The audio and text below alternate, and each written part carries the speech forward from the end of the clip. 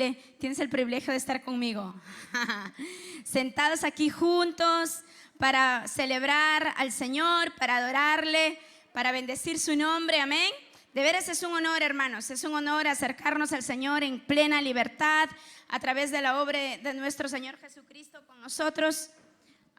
Pero es un honor mayor poder venir hacia Él con toda la libertad que nosotros tenemos en nuestro país, en nuestra ciudad. Y hoy queremos recibir la palabra del Señor, amén. ¿Cuántos creen que el Señor le va a hablar? Yo estoy segura que el Señor me va a hablar, y me va a hablar mientras nos habla a todos juntos, porque el Señor también nos habla a los predicadores, amén. El Señor nos habla primero a nosotros para poder ministrar luego a su pueblo. Entonces vamos a ponernos en pie sin más preámbulo y vamos a abrir nuestras Biblias en el libro de Isaías capítulo 61. Isaías capítulo 61. Vamos a leer la palabra del Señor del verso 1 hacia el verso 7. Isaías capítulo 61, verso 1 al verso 7. ¿Lo tienen? Amén. Vamos a leerlo de modo alternado, como solemos hacerlo ya. Isaías capítulo 61, verso 1 al verso 7. Amén. Listo. Dice: el Espíritu de Jehová el Señor está sobre mí, porque me ungió Jehová, me ha enviado a predicar buenas nuevas a los abatidos, a vendar a los quebrantados de corazón, a publicar libertad a los cautivos y a los presos apertura de cárcel. ¿Ustedes?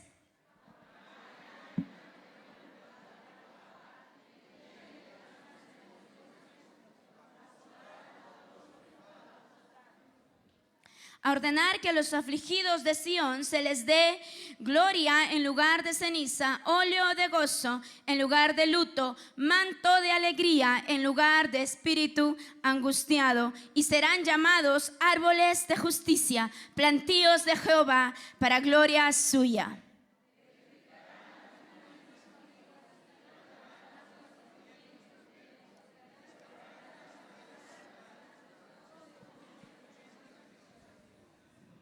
Y extranjeros apacentarán vuestras ovejas, y los extraños serán vuestros labradores y vuestros viñadores.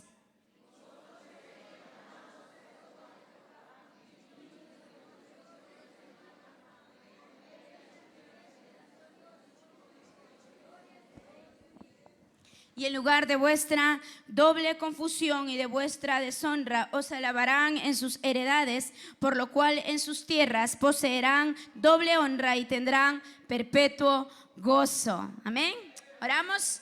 Dios de Abraham, Isaac y de Jacob, precioso Espíritu Santo, amado Señor Jesucristo, ante tu presencia venimos en esta noche y nos ponemos a los pies tuyos, Señor, como aquella mujer, María, Señor, que eligió estar a los pies tuyos y escucharte hablar. Hoy disponemos lo completo de nuestro ser, nuestra alma, mente y corazón para escucharte hablar a nuestro interior, para recordarnos, Señor, el principio de nuestra vida en ti, Señor, el motivo por el cual nos redimiste, Señor, las razones por las cuales nos hiciste tus hijos, nos ungiste y nos comisionaste, Señor. Hoy queremos recordar tu palabra, Señor, la esencia de nuestro evangelio, y venir a tus pies y salir de aquí inspirados, llenos de tu palabra, llenos de tu presencia, reenfocando nuestras circunstancias, Señor, e inspirados a ver tu gloria hasta lo último de la tierra. En el nombre de Cristo Jesús.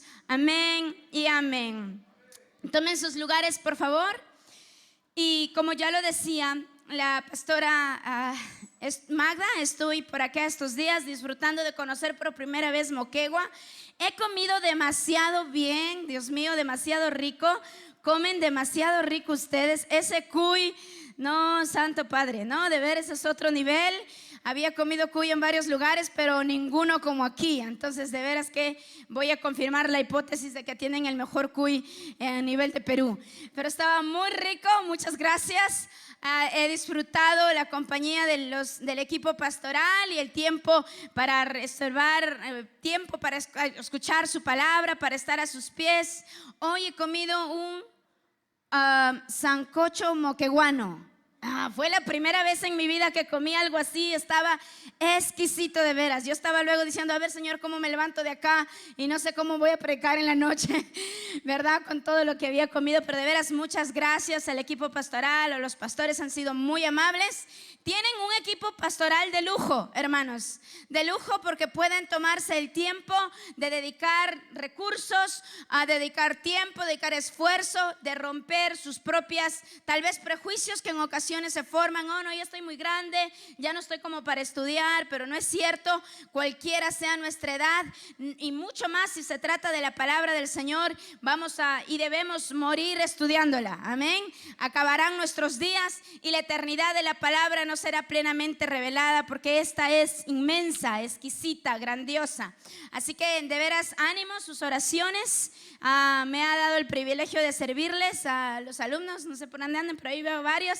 Que el Señor les bendiga mucho. Pastor, muchas gracias por la confianza para esta noche, y vamos a la palabra del Señor en este tiempo. Como lo decía la pastora, pues soy un misionero, tengo una misionera, soy llamada, tengo un llamado por los no alcanzados de Perú y del mundo, pero el ministerio es de Dios, los tiempos son de Dios, y hacia Él está nuestro deseo y nuestro propósito final, ¿verdad?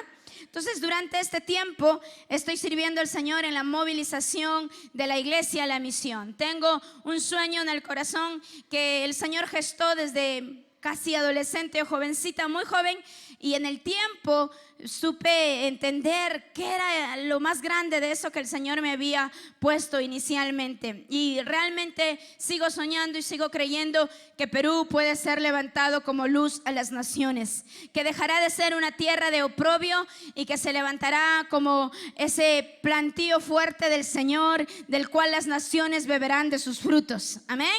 Ese es el llamado en este tiempo. El llamado de esta temporada es ayudar a la iglesia del Señor a mirar toda la grandeza del ministerio que el Señor nos ha entregado, toda nuestra responsabilidad y todo nuestro honor de ser portadores de su gloria, de su mensaje. Así que ahí estamos sirviendo, y este pasaje es uno de los pasajes cumbres si hablamos de entender y recordar y reforzar nuestro sentido de ser como cristianos y como llamados al ministerio. Y a veces cuando escuchamos esta frase decimos, oh, bueno, están hablando de los pastores o de los misioneros o de los que tienen un llamado ministerial a tiempo completo. Pero algo que estábamos viendo en aulas en este curso era que todos tenemos un llamamiento de Dios, todos tenemos un llamamiento misional, todos tenemos la responsabilidad de la reconciliación, de entregar el mensaje de salvación, de entregar las buenas nuevas. Y este es un pasaje cumbre. Está hablando Jesús de sí mismo. Está hablando es una profecía, es un pasaje mesiánico hablando de Jesús. Y el propio Jesús lo va a leer en los evangelios cuando Él está aquí en la tierra. Cuando le toca leerlas en las sinagogas, las escrituras, no es coincidencia que exactamente lea Isaías 61. Porque Él tenía la plena autoridad para leer este pasaje y poder decir, el Espíritu de Jehová el Señor está sobre mí. En ese momento la profecía que el pueblo de Dios había guardado por generaciones, por muchos años, en ese momento estaba teniendo su cumplimiento. Pero los ojos del pueblo de Dios estuvieron cegados, estuvieron cerrados y no pudieron ver, aun cuando el Señor se reveló, aun cuando el Señor Jesús lo dijo de manera directa: hoy se ha cumplido estas escrituras sobre ustedes.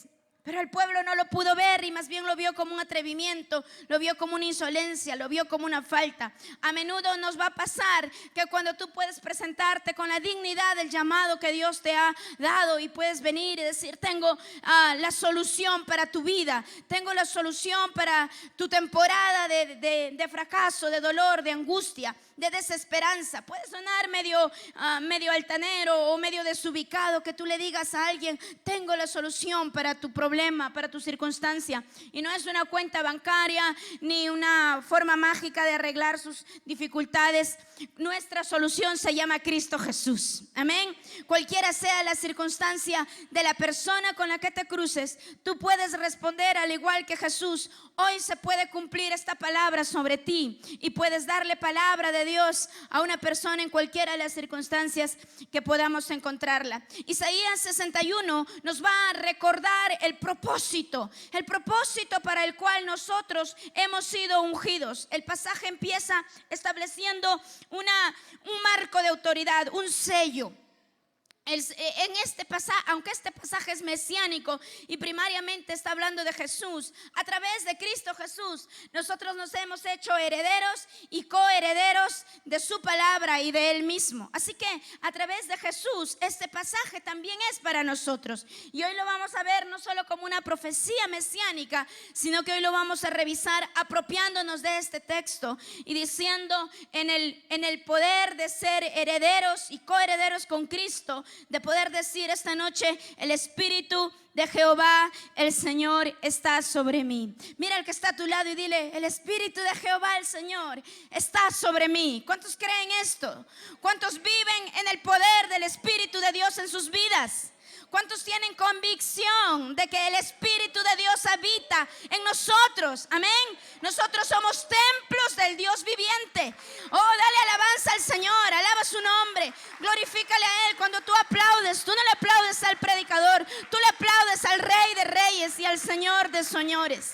Hermanos, vivimos nuestra mejor temporada del Evangelio. Ninguno de los hombres de la Biblia vivieron la temporada que nosotros vivimos, porque ellos vivieron esperando el cumplimiento de una promesa. Todo el Antiguo Testamento, los profetas, los grandes hombres de Dios, los padres de los patriarcas, ellos esperaron el cumplimiento de una profecía. Un día Jesús iba a llegar a la tierra y un día el Espíritu de Dios no iba a habitar en un templo físico. Un día el Espíritu de Dios no iba a habitar en una carpa. Un día el Espíritu del Dios vivo y poderoso iba a habitar en carne humana, en un cuerpo humano que, aunque corruptible, a través de la obra de Cristo Jesús en la cruz, se vuelve perfecto en Él.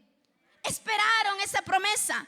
El libro de Hebreos dice que algunos de ellos murieron sin ver el cumplimiento de la promesa. Muchos, pero murieron convencidos, como mirando al invisible, seguros de que por lo que habían predicado, por lo que habían trabajado, por lo que habían dedicado el resto de sus vidas, iba a tener un cumplimiento futuro. Y un día, aunque no fueran ellos, sus generaciones lo iban a ver. ¿Y qué crees? Estamos aquí viendo lo que esos hombres de Dios del Salón de la Fama de la Fe de Hebreos lo creyeron.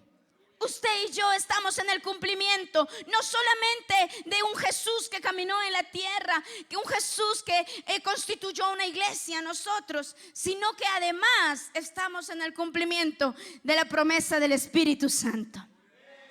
Es un honor tan sagrado, tan sublime. Aquí era una profecía futura. Aquí era algo que iba a ocurrir en algún tiempo. Pero cuando Jesús lo leyó, fue un cumplimiento inmediato de esta profecía. Y cuando nosotros lo leemos hoy, es un cumplimiento inmediato de la palabra del Señor.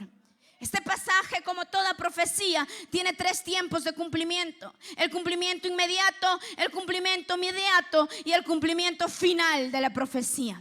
La profecía en su cumplimiento inmediato se cumplió en los días de Jesús sobre la tierra.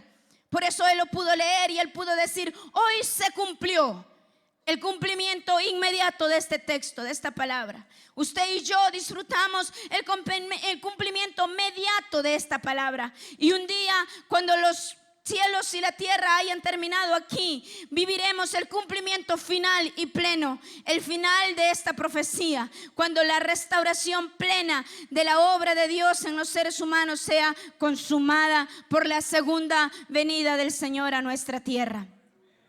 Cuando el Señor vuelva por su iglesia, Él pedirá cuentas y Él preguntará si todas las tareas que son acá enunciadas y que vamos a revisar juntos fueron cumplidas a través del encargo de la razón para la cual Él nos ungió. Hay entonces una primera premisa, una primera certeza. Tú y yo no estamos desamparados, abandonados, no estamos desprotegidos. Tú y yo tenemos toda la cobertura del Espíritu de Dios y estamos sellados. Ungir es un sello no humano, es un sello divino. El ungimiento que aquí habla es el poder del Espíritu de Dios dentro de nosotros, y el Espíritu Santo habitó en nosotros desde el momento que le entregamos nuestra vida a Él. Tú tienes que tener convicción de esta palabra. El Espíritu de Jehová el Señor está sobre mí. Cuando vives en esta certeza, tú no andas con miedo, tú no andas con angustia, tú no andas con una inseguridad, tú no andas perturbado en medio de la ansiedad, de los problemas o las dificultades. Tú vives en la convicción de esta palabra, y sea cual sea la circunstancia que enfrentes, tú te paras delante de tu circunstancia y lo declaras: el Espíritu de Jehová el Señor está sobre mí. El Espíritu de Jehová el Señor está sobre un cuerpo con cáncer que le adora y le alaba al Señor, y que reconoce la soberanía de Dios, sea en la sanidad o sea en la enfermedad. El Espíritu de Jehová el Señor está en medio de una persona que puede ver la gloria de Dios en sus empresas, pero también puede ver la gloria de Dios proveyendo en medio de la escasez. El Espíritu de Jehová el Señor está sobre ti. Cada vez que tú puedes estar convencido de esta palabra y puedes afirmar esto sobre tus generaciones, sobre tu familia. Pero el Espíritu de Jehová el Señor, este sello ineludible, entonces está dado con un propósito. Mire que quisiera resaltar dos momentos o dos escenarios en la vida de toda persona. A menudo nosotros ponemos mucho énfasis en lo que hacemos. Soy profesor y dicto clases, hago pastoral, hago muchas cosas, predico, etcétera. Y nos describimos a menudo por las tareas de lo que hacemos. Pero usted y yo somos más de lo que hacemos.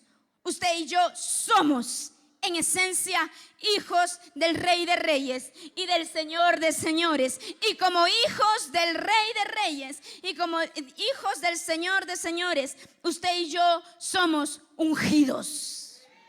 Ungidos directamente por la mano de Dios. El Señor te ungió aquella mañana que tu pastor te llamó a un rol de servicio en la iglesia. El Espíritu Santo te ungió. Aquella tarde que el Señor te comisionó una obra, que te comisionó un grupo, un liderazgo, un espacio de servicio, el Señor mismo te ungió. Él derramó su aceite de unción fresca sobre ti y espera que ese aceite sea cada día avivado cuando habitamos en su presencia. Cuando estamos a la luz de su presencia y de su palabra, este fuego y este sello propio del ungimiento de Dios es constantemente avivado. La palabra del Señor allá por el Antiguo Testamento le entregó una tarea a los sacerdotes y les dijo: no permitan que el fuego se apague en el altar. Mantengan el fuego encendido, mantengan el altar encendido. Usted y yo tenemos esa misma tarea, mantener el altar encendido. Si tú permites que tu altar se apague, tu sello no es borrado, porque ya estás sellado con el ungimiento de tu propio Dios. Pero si ocurre que tu sello es opacado, que dejas de mirar lo que eres en esencia y te empiezas a definir por lo que haces. Hay un gran problema cuando te defines por lo que haces, porque el activismo nos envuelve, porque la soberbia nos puede envolver, porque nos podemos distraer con muchísimas cosas y dejamos de lado al Señor de la obra mientras estamos ocupados en el trabajo de la obra. Nuestra prioridad es vivir al altar de la presencia de Dios, es vivir a sus pies, es vivir recordando que somos en esencia suyos, siervos suyos, hijos suyos, amados de su corazón. Cuando tienes una joya de oro preciosa, ¿sí, verdad? El oro es oro. Jamás va a dejar de serlo, sin importar cuántos cúmulos de polvo se le haya tocado a esa joya. Va a suceder que si no usas esa joya y si no la cuidas, si no la tienes en un lugar preservado, si no la expones, probablemente se va a opacar. Pero hay maneras de simplemente coger una franela y empezar a sobar esa joya y el brillo del oro va a volver a irradiar. Eso mismo ocurre con nosotros, porque el Espíritu de Jehová, el Señor, está sobre ti. Él te ha ungido y es un sello ineludible, es un sello que no lo va a borrar nada ni nadie. No importa cuántos pecados se consumen en tu vida, el sello de Dios está sobre ti. Su espíritu se opaca cuando nosotros ofendemos su presencia en el pecado. Sí, el Espíritu de Dios se contrista dentro de nosotros, pero jamás se retira. Jamás se retira, porque estás comprado con sangre, estás sellado de una manera que no puede ser borrada. Cuando se le pone un sello de propiedad a los ganados, ¿verdad? Han visto, seguro ustedes tienen incluso más experiencia que yo, pero yo recordaba que mi abuelita solía hacer eso. Le ponía un sello a los ganados y no importara cuánta lana creciera o cuántos años pasaran, ahí estaba el sello que indicaba que ese ganado era propiedad de la señora Guevara. Tú y yo tenemos un sello, el Espíritu de Dios en nosotros. Si descuidas tu altar privado con el Señor, si descuidas tu comunión con Él, opacas tu sello, dejas de brillar, dejas de mostrar la gloria de Dios en tu vida, pero no se ha retirado. No se ha retirado. Basta con que sobes un poquito la joya para que el brillo vuelva a brotar. Basta con que vuelvas a los pies del Señor. Basta con que vuelvas en la adoración y el sello de Dios vuelve a brillar en todo su esplendor en tu vida. Pero este sello está dado con un propósito. Y aquí vienen las tareas de lo que debemos y estamos llamados a hacer. La Biblia dice: el Espíritu de Jehová el Señor está sobre mí y Él me ha ungido, Él me ungió y me ha enviado. Muy bien, el Señor nos ungió con un propósito y el propósito es ser enviado. Repita conmigo: soy enviado. Soy enviado, eres enviado. Alguien enviado tiene una misión, tiene un propósito, tiene una razón de ser. El sello de Dios en nosotros no fue puesto para lucirnos y para decir: oh, estoy sellado por Dios, oh, soy el ungido del Señor. Cuando entendemos que somos ungidos de Dios, lo entendemos con una actitud de humildad, de mansedumbre, de gracia, de honor inmerecido, porque no somos ungidos por los buenos que seamos o los eruditos o cuán abnegados seamos en la obra. Somos ungidos porque Él le plació ungirnos, le plació apartarnos para su obra. Amén. Y entonces dice que estamos aquí puestos para ser enviados a proclamar, ¿qué dice? Las buenas noticias, las buenas nuevas. Estamos enviados a proclamar las buenas nuevas. Esta palabra buenas nuevas o buenas noticias tiene un equivalente en la palabra evangelio, ¿no? ¿Recuerdan ustedes qué es el evangelio? Las buenas nuevas, las buenas noticias. Hay una historia en el marco del evangelio, de la palabra evangelio, y quiero compartirla. Se la estaba compartiendo con los alumnos en la clase. Evangelio es una palabra que se usó en el Nuevo Testamento, pero que ya tenía un contexto histórico desde muchos años atrás, desde cientos de años atrás. Y es que cuando en ese tiempo se desataban guerras permanentes entre un imperio y otro, eso era normal en estos años previos incluso a los del Nuevo Testamento. Pero cuando un rey estaba en campo de batalla con el otro rey y finalmente uno de estos reyes ganaba, ¿sí? A menudo las guerras eran porque estaban discutiendo territorio. Un rey estaba invadiendo el territorio del otro y el otro iba y defendía su territorio o viceversa y se desataba la guerra. Muy bien, el rey y sus soldados y toda su gente estaba peleando la guerra en el campo de batalla, pero las personas, los pobladores, estaban siendo oprimidos por el rey que había invadido el pueblo enemigo. Entonces, a menos que el rey ganara la guerra, estos no podían ser liberados de la opresión de los enemigos. Así que cuando se desataba la guerra, finalmente uno de ellos ganaba, tenían preparados los mejores soldados o los mejores hombres de mayor confianza del rey. Eran llamados los heraldos.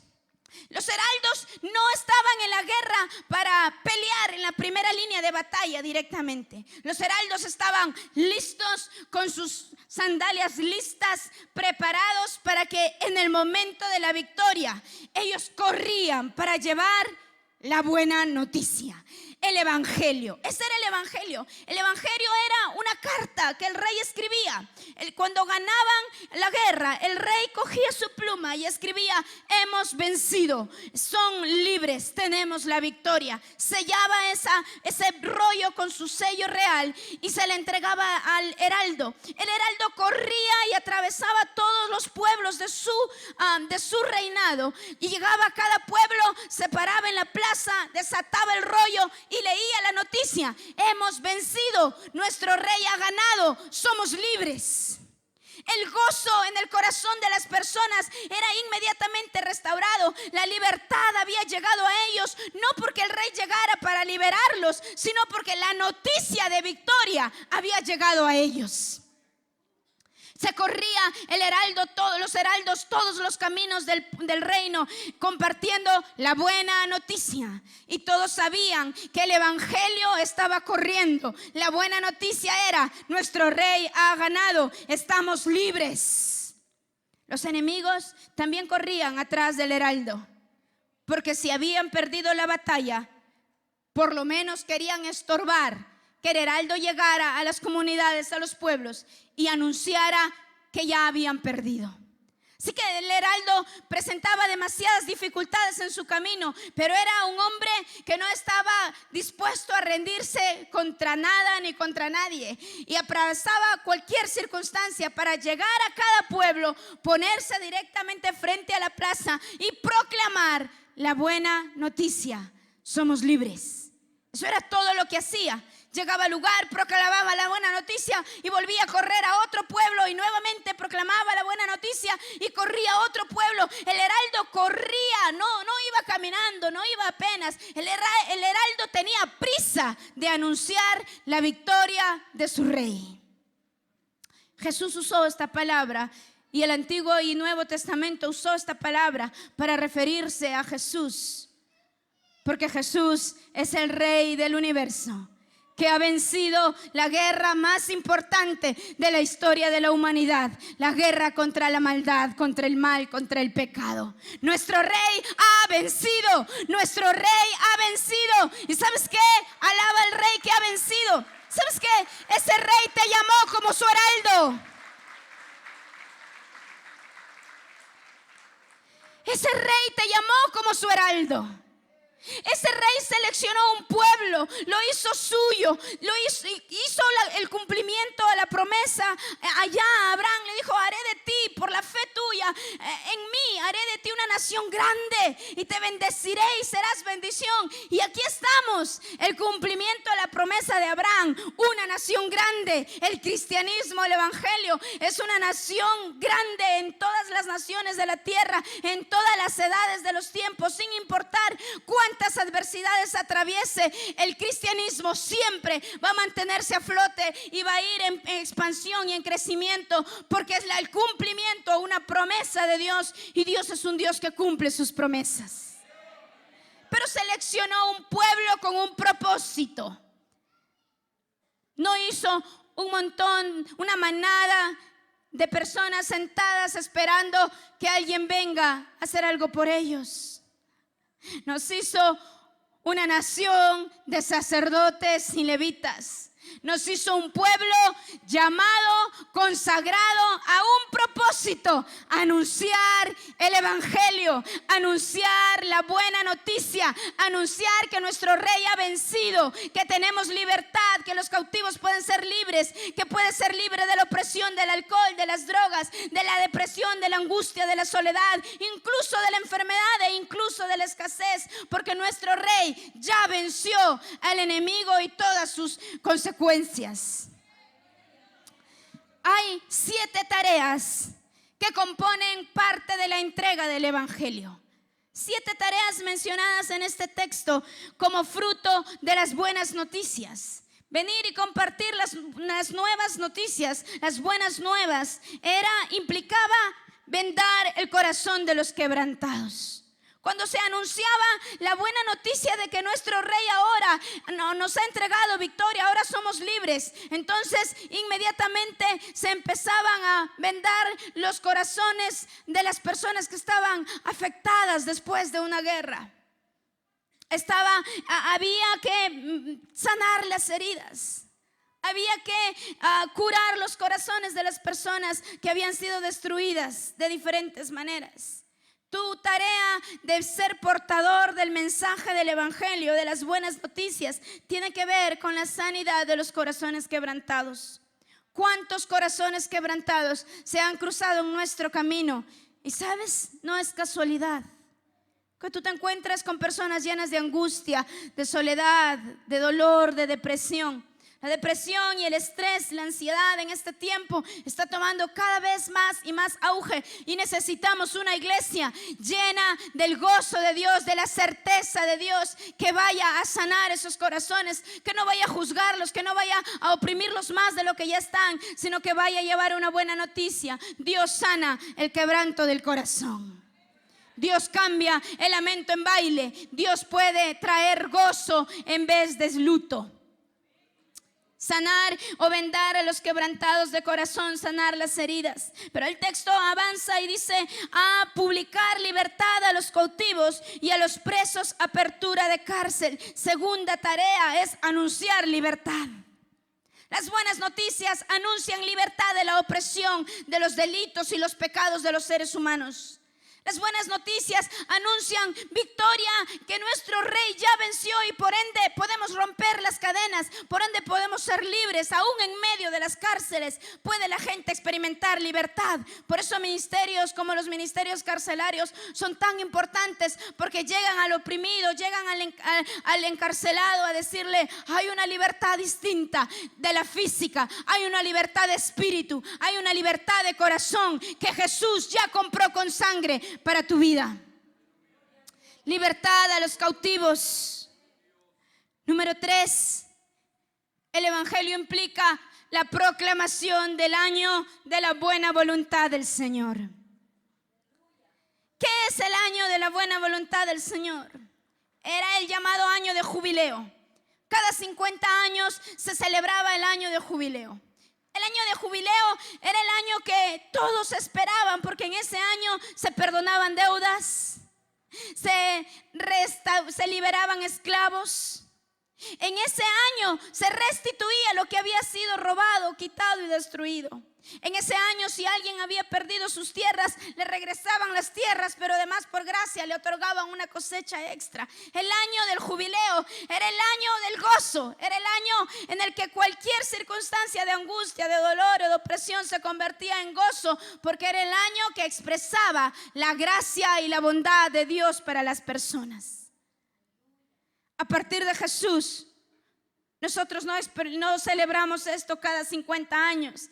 A partir de Jesús, usted y yo vivimos en el año de la buena voluntad del Señor. Usted y yo estamos en el periodo de la gracia de Dios. Usted y yo disfrutamos la gracia de Dios. Usted y yo estamos viviendo el año de la buena voluntad del Señor. El evangelio anunciaba que finalmente llegó no un año de jubileo, sino un periodo de jubileo, un periodo de gracia, un periodo de gracia de Dios para experimentar la libertad de los cautivos, el pago de tus deudas, la devolución de todo lo que habías perdido.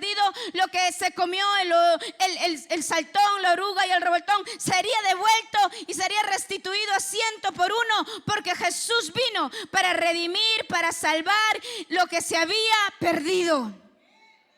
¿Qué perdiste en el mundo antes de Cristo? Jesús viene a restituirlo. Jesús viene a entregar una gloria postrera mayor que la primera.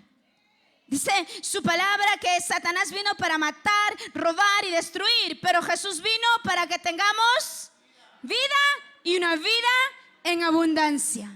Ese es uno de mis textos favoritos, porque la palabra vida en griego ahí es una palabra particular. Hay por lo menos 4 palabras para referirse a vida en griego. Hay una vida de existencia, es la vida de las plantas y la de los animales. No cumplen ningún propósito, no generan más nada, nacen, crecen, se reproducen y mueren, y eso es todo su cumplimiento. Pero Zoe significa vida con propósito, vida plena. Zoe es la palabra que usa Jesús allí para referirse a vida abundante.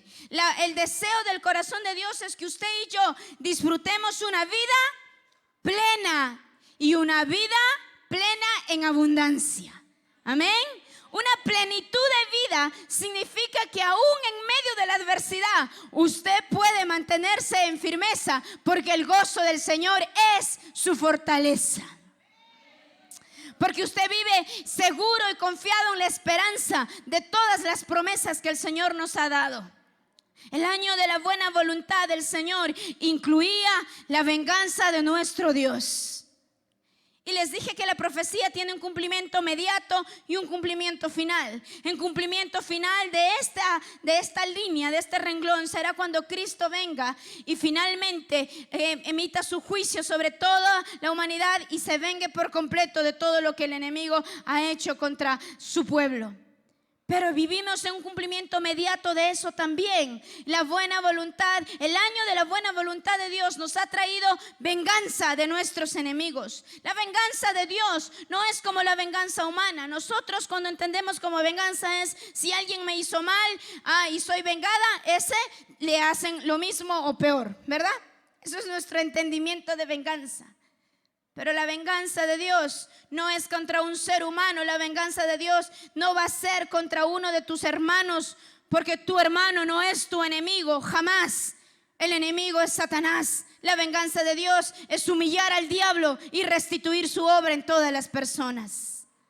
La venganza de Dios tiene que ver con establecer un nuevo tiempo, un tiempo de redención, un tiempo donde los poderes del enemigo no son nunca más tu definición de vida, sino tu definición de vida se vuelve Cristo Jesús. Y una más dice: a consolar a los enlutados, a ordenar a los afligidos de Sión, verso 3, que se les dé gloria en lugar de ceniza y óleo de gozo en lugar de luto, manto de alegría en lugar de un espíritu angustiado. La gran comisión o el evangelio, las buenas noticias, incluyen consuelo para los que están en luto, pero también incluye un orden de gozo para los que están angustiados. El Señor nos llamó a ordenar gozo. No es a suplicar gozo, sino a ordenar el gozo de Dios como nuestra fortaleza. Si usted ha pasado alguna circunstancia muy dura, muy adversa, que no puede ser sustituida por su propia fuerza, y ha podido palpar ahí el respaldo del Espíritu Santo, ahí usted puede haber entendido cómo el consuelo de Dios se vuelve nuestra fortaleza y se cumple su palabra de que en el poder de su fuerza nuestras debilidades se hacen su fortaleza.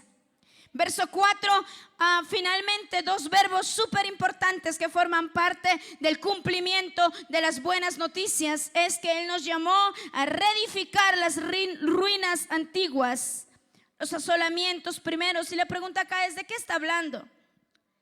Nos llamó a reedificar lo que se había destruido, lo que se había desenfocado. Y ¿sabes qué, hermanos? Hoy vivimos un mundo que necesitamos volver a edificar aquellos valores que habían sido antes el ancla de nuestra sociedad.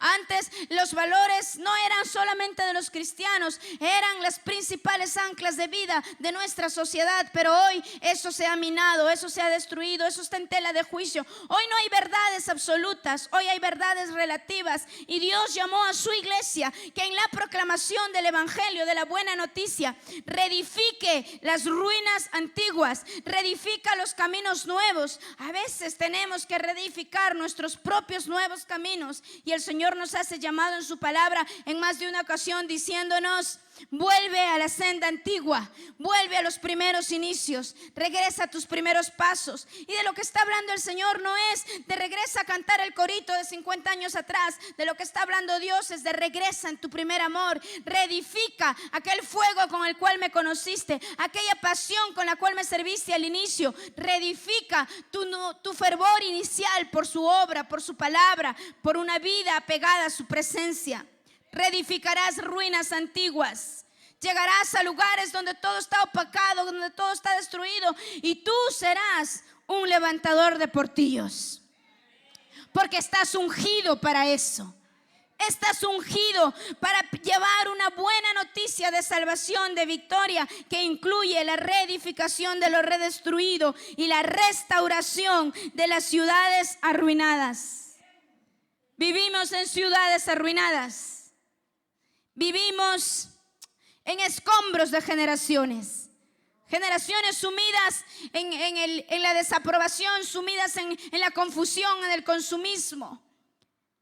Y usted y yo tenemos el mandato, pero no solo el mandato, usted y yo tenemos el poder del Espíritu de Dios para restaurar las ciudades destruidas, para regenerar las relaciones de las generaciones, para restituir los escombros, que aunque solo son escombros, de ahí de los escombros, de ahí de lo destruido, de las ruinas, se puede volver a construir una nueva obra que pueda tener una gloria postrera mucho mayor que la primera.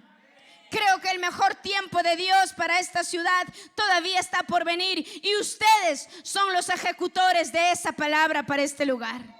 Porque Dios va a usar su iglesia. Dios no va a usar un político. Dios no va a usar una ley o una manera de hacer las cosas. Dios va a usar su iglesia para reedificar ciudades, para restituir generaciones.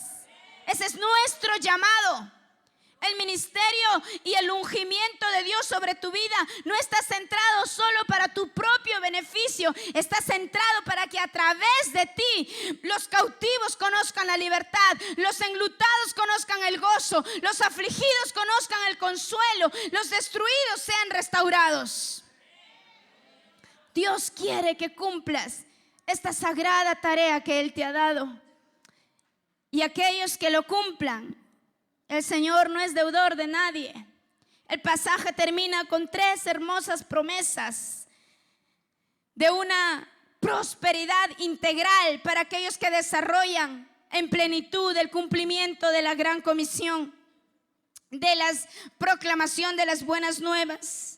Él dice que extranjeros apacentarán tus ovejas y los extraños serán tus lavadores y tus viñadores. El verso 5 es una mención a una prosperidad material.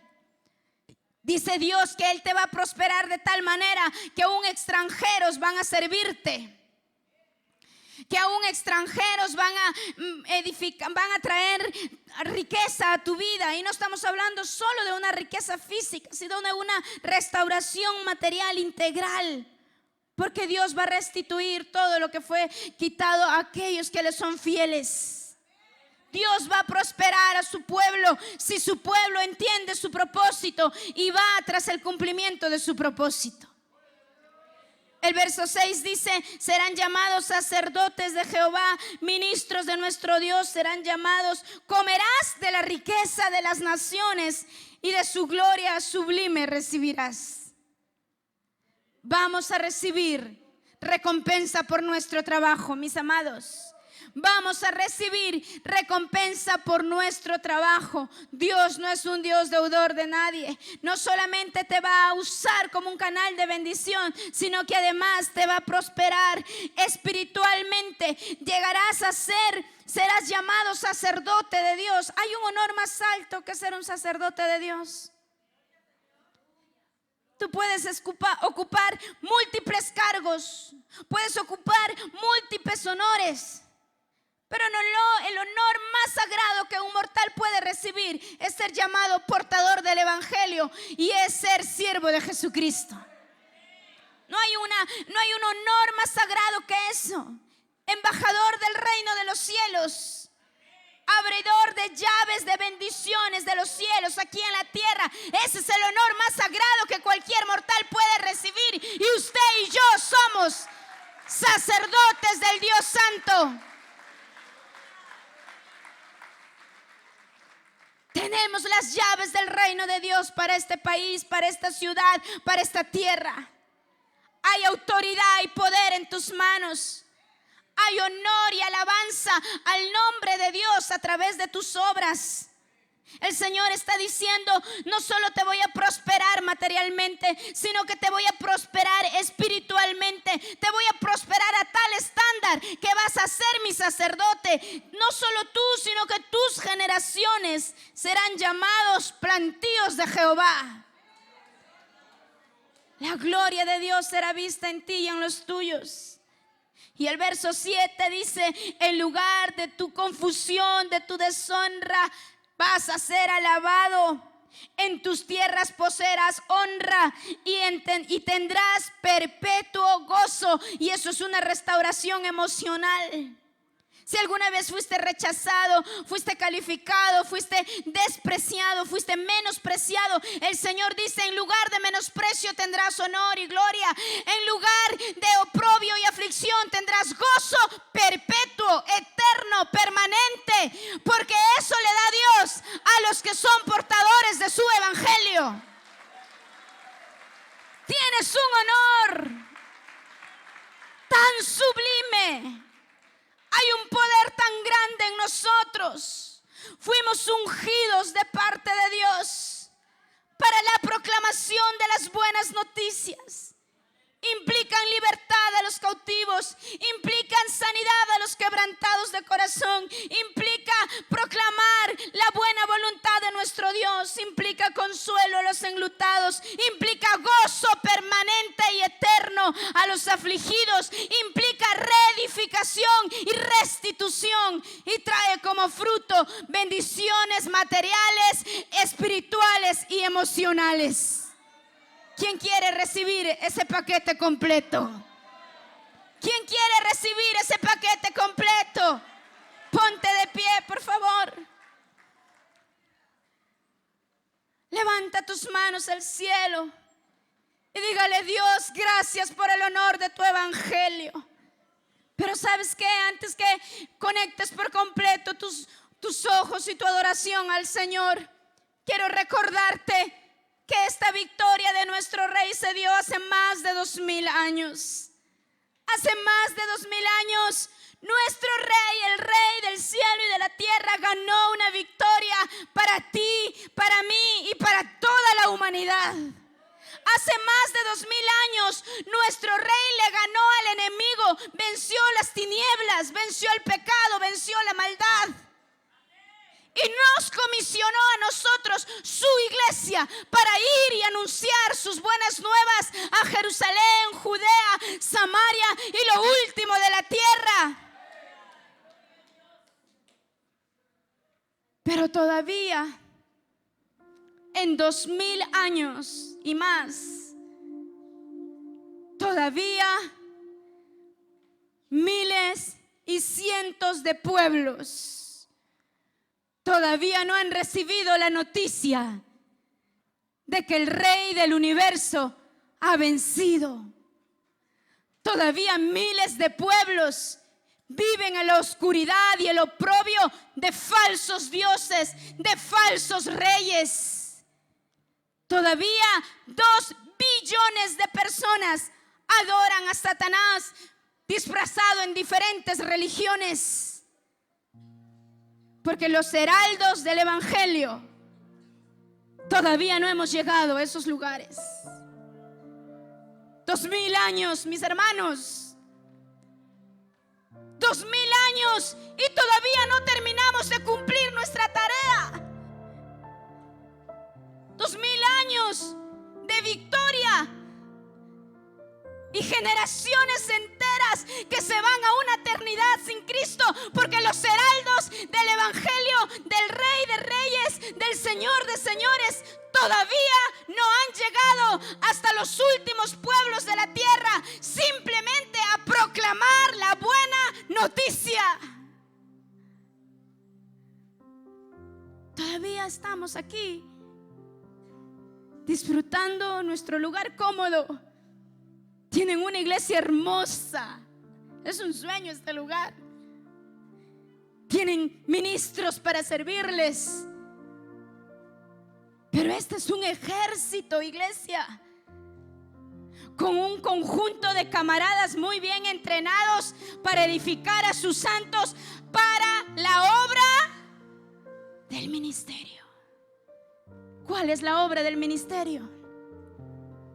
Proclamar las buenas nuevas aquí y allá.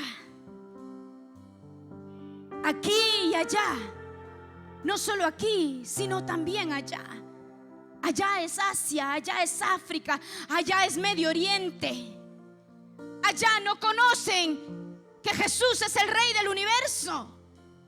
Menos saben que Jesús ya venció y que ellos no tienen que vivir con miedo de los espíritus, ni con exponiendo sus vidas para servir a Mahoma. Quiero que mires una imagen. Te voy a contar el momento de esta imagen. Estaba en Medio Oriente por primera vez hace 1 año y medio. Y un día, hacia el cierre de nuestros días de agenda allí, fuimos a caminar a la playa. Caminábamos por el Golfo Pérsico. Y yo estaba tan impresionada y agradecida y honrada con Dios de estar caminando por las tierras casi cercanas a las tierras de Jesús. Cercanas, el mismo continente para ellos, Medio Oriente. Esto es en Emiratos Árabes. Y estaba caminando por la playa. Mujeres con burkas, vestidos completamente cubiertos. Mujeres musulmanas, hombres musulmanes en todo el país. 5 veces al día los musulmanes levantan sus tiempos de oración a Mahoma. 4 de la mañana, y así pasan durante 5 veces al día. Estábamos en la playa, todos disfrutábamos, y hay megáfonos por todo el país. Todos disfrutábamos muy bien en la playa. Esa era una familia. Y hay mezquitas en la playa, frente al mar. Y era como las 3 de la tarde y el llamado a la oración sonó. El llamado a la oración del mundo musulmán. Ahí se levantó ese sonido raro. Parecía que Cristo venía. Y esta niña estaba jugando de lo más tranquila en el mar. Pero escuchó el sonido y una niña se levantó inmediatamente y empezó a correr en sentido contrario del mar. Le dije, ¿dónde vas? Y me dijo, it's time for prayer. Es el tiempo de orar. Una criatura corría con sus familiares. Los miré hasta donde ya no alcanzaron mis ojos y los vi entrar a la mezquita. Toda la gente para sus horarios de comida, sus horarios de clases, sus universidades, sus trabajos. Paran la playa, paran los juegos, paran cualquier cosa para orarle a Mahoma. Yo pensé, Dios, ¿dónde estamos tu iglesia? Estos siguen adorando en su inocencia de esta criatura, en su inocencia. Está adorando a Satanás detrás de Mahoma. Pero ella ha sido instruida que cuando el sonido de la oración suena, todo se para, aún el juego de un niño, para correr hacia la capilla y orarle a Mahoma. Pensé, si corren así nuestros niños a la oración. Me pregunté si corremos así nosotros a la oración. Me pregunté si llenamos así los templos, el culto de oración. Me pregunté por qué ellos siguen viviendo en oscuridad, si nuestro Dios venció hace más de 2000 años. Si fuimos enviados a proclamar esta buena noticia, si fuimos enviados a dar libertad a los cautivos, y ellos, mis amados, están cautivos. Están cautivos de su ignorancia, están cautivos de su cultura, están cautivos de su religión.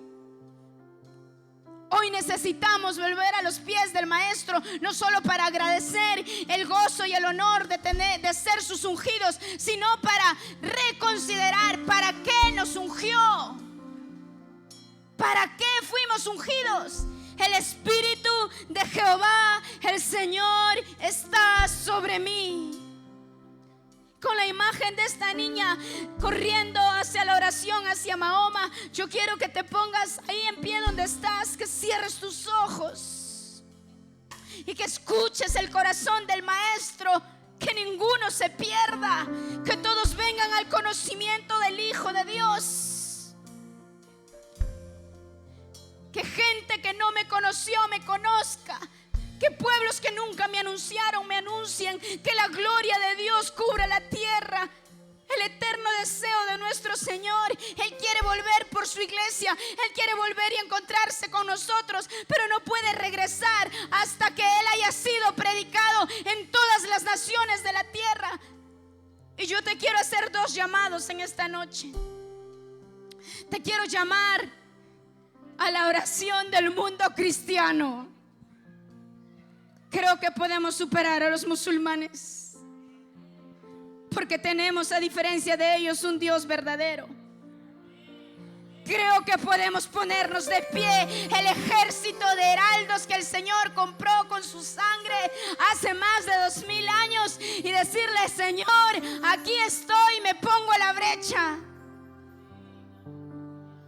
Y quiero hacerte un llamado a cumplir tu rol como ungido, a cumplir tu rol como mensajero del evangelio. Así que ahí, escuchando al Señor, iglesia, levántale tus manos.